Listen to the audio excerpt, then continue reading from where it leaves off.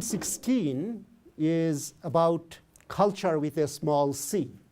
So how culture as expressive discourse can be a radical, critical, political practice. And for that, we really need to understand critical approaches to language and semiotics. Semiotics is broader than language. Language is one instance of semiotics. Semiotics literally means science systems. And language, of course, is one particular instance of science systems, but there are many other science systems also. Nonverbal gestures, for example, are also science. So these semiotics and their practical applications and further developments in and through social and political movements. So that is important, and in and through are both important there. And then 17 refers to open dialectics and this militant particularism versus universalism, relativity versus absoluteness. And the proposition that I will have us consider is the following, that there are no universalities or absolutes for all places and time. Only relative absolutes and relative universalities for particular places and times. And I want to emphasize that this doesn't mean relativism. It doesn't mean anything goes. It means that one has to be very particular, very contextual. But also at any point in time, at any place, there are truths, but they are relative truths, relative to that time and to that place. But it doesn't give us any license to accept anything. It does invite us for deeper reflection on everything, and not to take anything that we experience or perceive immediately as the truth either. So it's a warning both against absolutism in an absolute way, and also against relativism that is mindless, really, and essentially a lazy way of not thinking. Okay. Any questions about these? These are abstract beginnings, I realize. So let's become a little more concrete. So, and these are hard times. These are times that try one's soul, as somebody once put it. Many people are homeless, even in Denver. Many people are hurting. They are jobless. And even those who have jobs are struggling. And today, in particular, I want to keep our focus on the so-called developed part of the world. In particular, since we are at this time in this place, in the United States of America, we will focus on the USA. And one thing that has been really shocking and shameful throughout this whole period that started, if you go back far enough, probably late 1970s, 1980s, but more immediately for most people who don't think in such chunks of historical time, since the beginning of the so-called Great Recession, 2007, 2008, certainly by 2008, even people who normally don't think about these things were forced to confront these things, and mainstream media as well as mainstream pundits and academics had to face up to some of these things.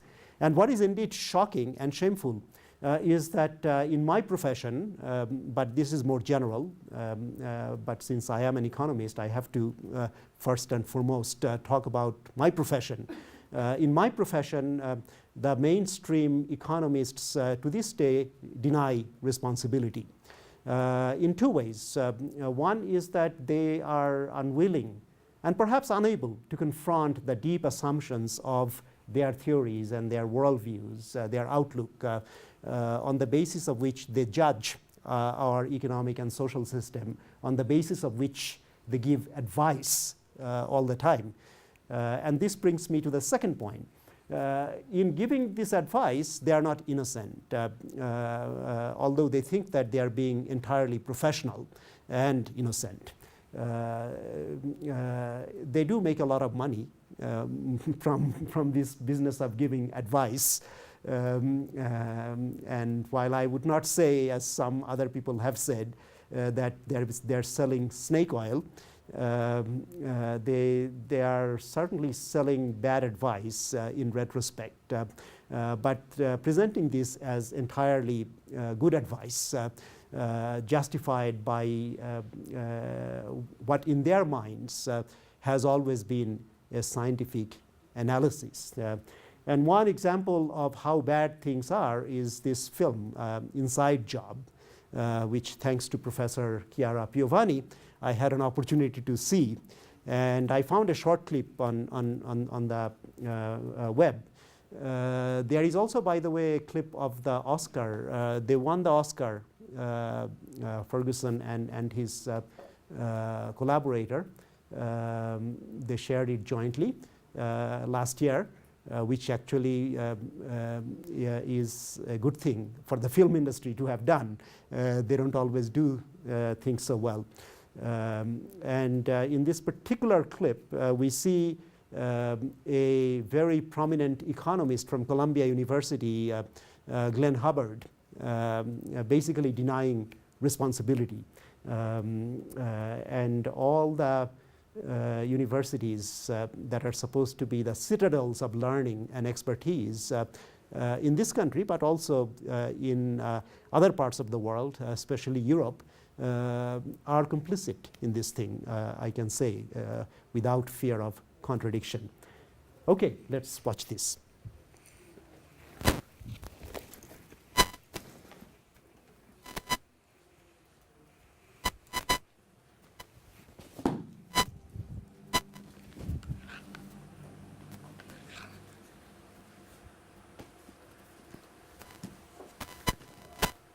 The financial industry also exerts its influence in a more subtle way, one that most Americans don't know about. It has corrupted the study of economics itself. I'm looking at your resume now. It looks to me as if the majority of your outside activities are consulting and directorship arrangements with the financial services industry. Would you not agree with that characterization? No, to my knowledge, I don't think my consulting clients are even on my CV. So, who are your consulting clients? Okay. In fact, you have a few more minutes and the interview's over. Do they include other financial services firms? Possible. You don't remember?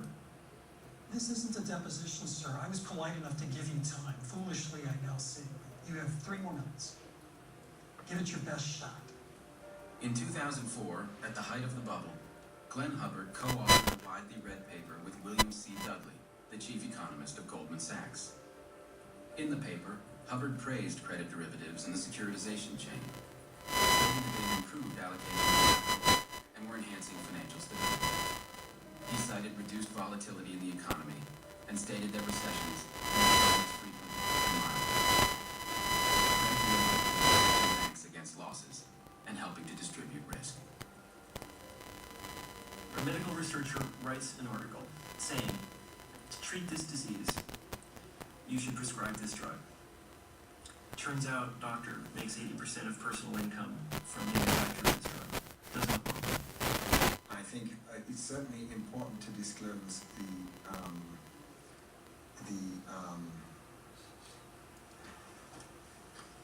well, I think that's also a little different from cases that we're talking about here, because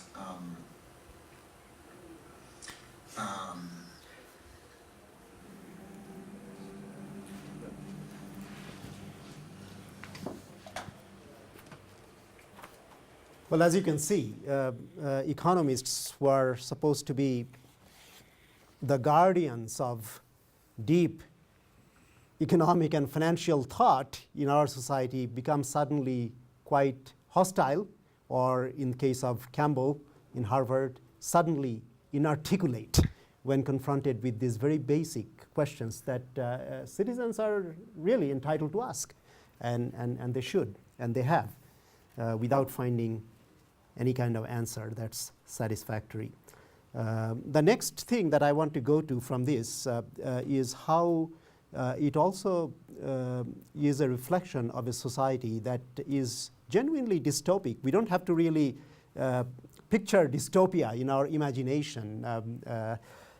In college days, I remember, we used to read a lot of science fiction. I still do. And many of them were dystopic, although others, I remember Isaac Asimov's Foundation trilogy, in some sense could be called optimistic as well. In fact, Asimov presented this whole concept of psychohistory, which gripped me for a while. Then I realized that most science fiction writers actually are unable or unwilling to think about society very deeply, and certainly not dialectically. Part of the failure comes from the fact that these people are usually not good scientists, but they have some background or at least fascination with science. I should hasten to add that people like Robert Heinlein are exceptions. Arthur C. Clarke, his Space Odyssey, 2001, right, which has long passed. I think those are very good writers, actually. But they are few and far between. But before I show this clip, I should also tell you something about the history of film, because this is a different kind of language and is used quite well in this particular case. But very few people know how really film as a language developed. Although the technology goes back to early 19th century, there was this paper called Persistence of Vision with regard to moving object presented to the Royal Society in 1824 by the same Roget or Roget, however his name is pronounced in English, who published this famous Thesaurus, which still exists. The Thesaurus was published in 1852, but his paper on persistence of vision with regard to moving objects was given at the Royal Society meetings in 1824. And the theory of film, the scientific theory of film, that is right there. But even when the technology was developed and used by French by late 19th century, especially, and I will read you here a wonderful excerpt from the book by Daniel Boorstin called The Creators. Melis really saw the film's magical promise. And Boorstin tells us he made more than 400 films which exploited the camera with stop motion, slow motion, fade out, and double exposure to show people being cut in two, turning into animals, or disappearing. From trick shots, he went on to simple narrative, filming Cleopatra, Christ walking on the waters, Red Riding Hood, and his renowned A Trip to the Moon. But he kept the camera fixed, like the eye of a spectator seated in the audience, and did not move it for long shots or close-ups. And he was put out of business by a competitor later on. So the real beginning of film as a medium, as a distinct medium, as an art form, really happened here. And the first pioneer, who is quite often unsung, is Edwin S Porter, who was born in 1870 and died in 1941, and worked for Edison, who wasn't a particularly nice man, I might add. And he got credit for a lot of things that as an inventor he had nothing to do with. But as a rough and nasty entrepreneur and litigator, he certainly gained legal title and also, unfortunately, intellectual credit for things that he didn't really do. Anyway, Porter made this documentary. Some people call it the first American documentary, The Life of an American Fireman, which was made in 1903.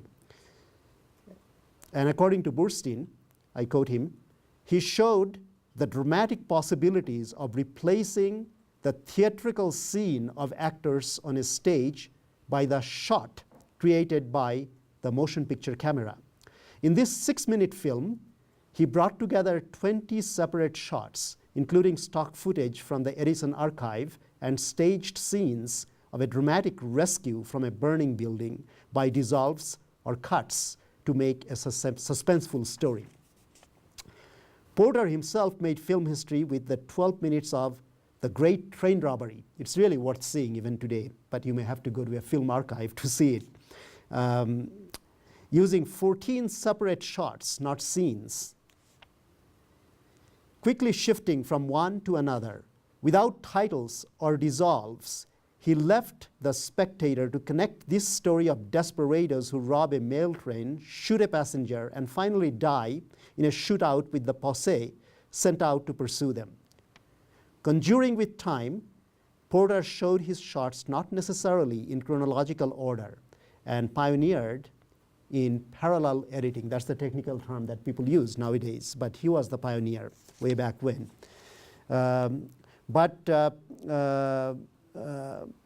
The person who really made modern film into what it is a strange character named David Wark Griffith, the famous or infamous D.W. Griffith.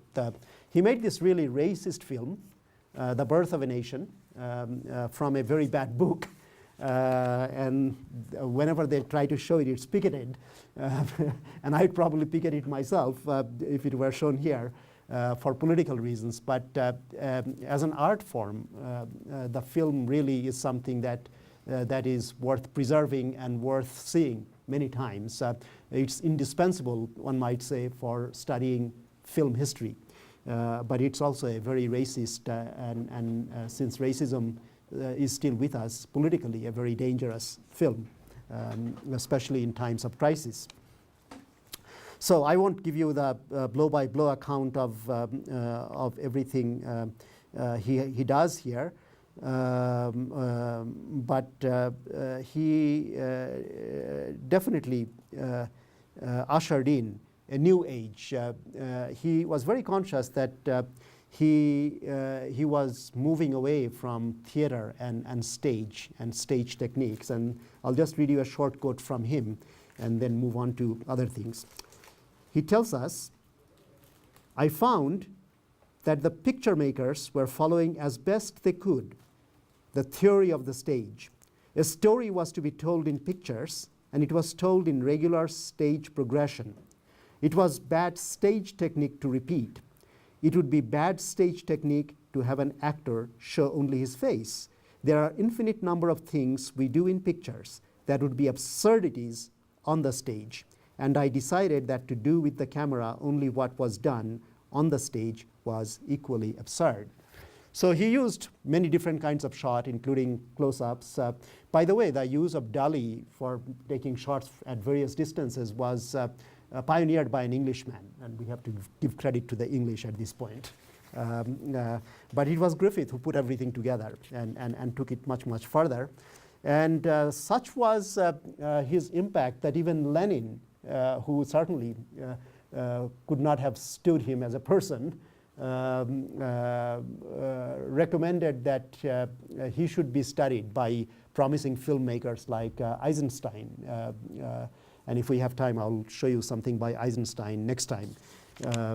Eisenstein definitely took film and film theory a lot farther than even Griffith did. But essentially, since those pioneers, people have improved on gadgets, on machinery, but not so much really on techniques. It would be in the 60s that somebody like Jean-Luc Godard would come up with the idea of jump shot or jump cut, and use that to great effect in films like Breathless, for example. But generally, most of the basic techniques, or even what we might call advanced techniques with more advanced technology, were developed in the first 3 or 4 decades of the 20th century and used until the 1990s, when computers and computer graphics became so important. And I come to that point because this film is done in computer graphics, although with dubbed voiceover by real good actors, and I think there's one actress in this whole thing. And many of you have probably seen it or have heard of it. First, I want to show a little bit of the review, which points out the dualities and You can read it, so I won't read it to you and save time. The reviewer, in spite of, I think it's a man himself, ends up pointing out to the dialectics of the film, although not in a very deep way.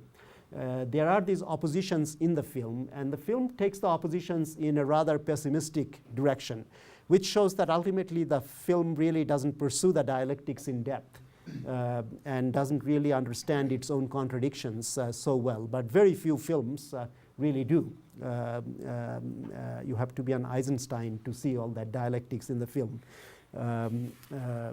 But there is still a lot here. So let's go to the trailer of the film, which, as trailers go, is really good. And if you haven't seen the film, it's worth seeing it. I think it's about 61 or 62 minutes, so it's not a great deal of time you have to spend. It may just be my imagination. Whatever it is that's watching,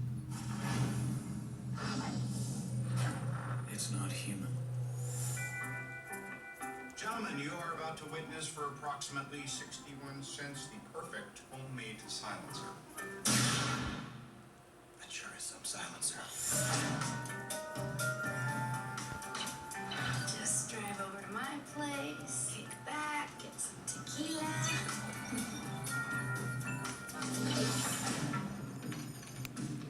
They're in my hair, on my skin. They're all over the place. This is a world getting progressively worse. Can we not agree on that? Let's go to the survey. Damage has taken place to the normally dominant left hemisphere, and the right hemisphere is attempting to compensate. Two hemispheres of my brain are competing. Yes. I could be murdered. How did I get here? I tip my hat to any entity that could bring so much integrity to evil. What if they come in through the back door or bathroom window like that infamous Beatles song? To sacrifice someone without them ever knowing it. What does the scanner see? Into the head? Into the heart?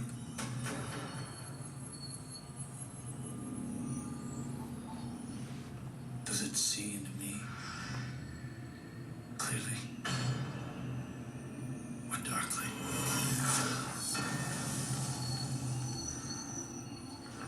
Just awe-inspiring stuff.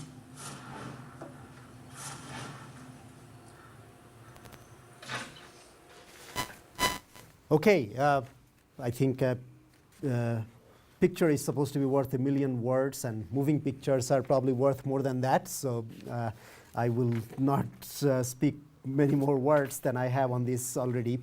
But the ending of this film is very touching, and perhaps we shall end today's session with that. But let's relate it to our formula over there. Because film itself is an industry. It's called the film industry for a good reason. And it does create a commodity. And this commodity is sold for money. And what Hornborg has called general purpose money is really the purpose of making film and everything else. In the 20th century, the person who theoretically and practically had the deepest critique of capital was not really Lenin. It was Bertolt Brecht, the German poet, playwright,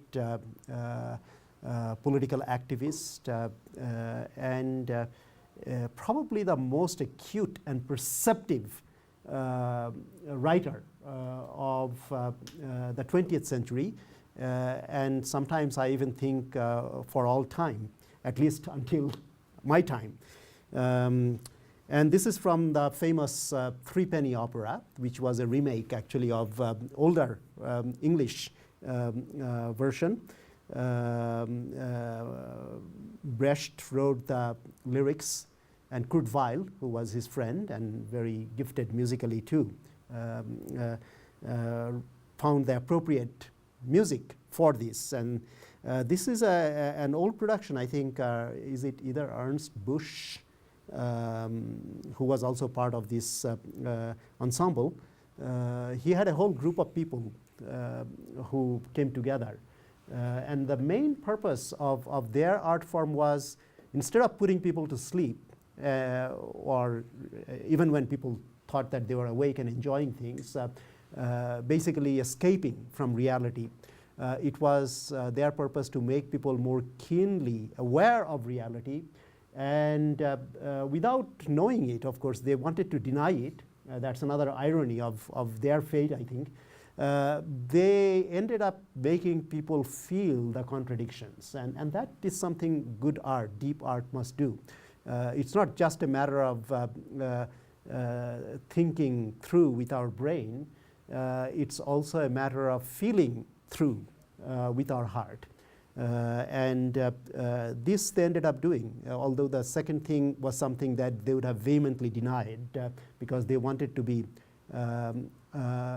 unremittingly unsentimental. And they are unsentimental. So this is the beginning of the Threepenny Opera. There is the famous thing which I have quoted actually at the end of my syllabus. If you go back and look at it, you'll probably find it, that and my translation is first come the eats and then morality. And this one is translated at first the grubs. And then there is this very cynical song, Mac the Knife, which is in Brecht's view, and sadly it's a pretty accurate view. Capitalism is a predatory system, and the best model you can have for capitalism is that of organized crime. So in his mind,